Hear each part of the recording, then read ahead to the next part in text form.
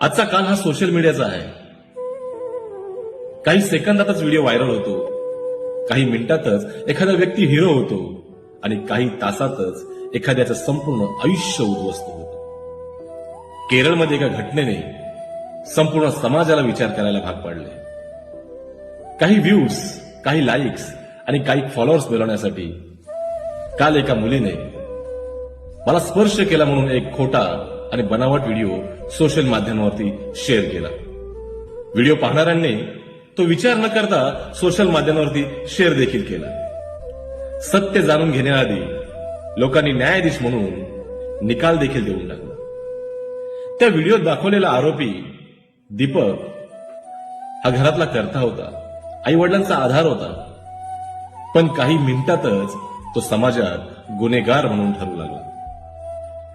न चौकशी, न पुरावे, न ऐकून घेणे त्याच्या पदरी पडलं ते केवळ ट्रोलिंग, ट्रोलिंग आणि ट्रोलिंग.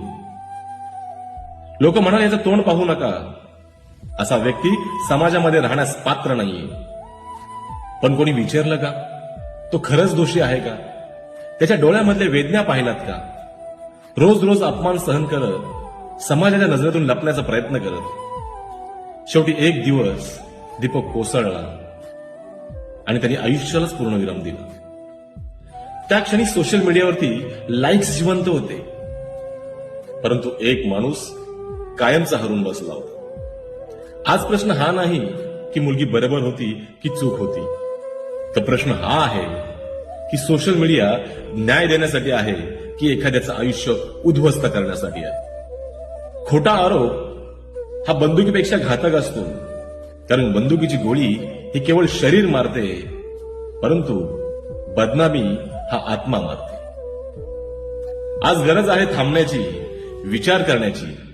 प्रत्येक व्हायरल व्हिडिओ हा सत्य नसतो आणि प्रत्येक आरोप हा गुन्हा नसतो.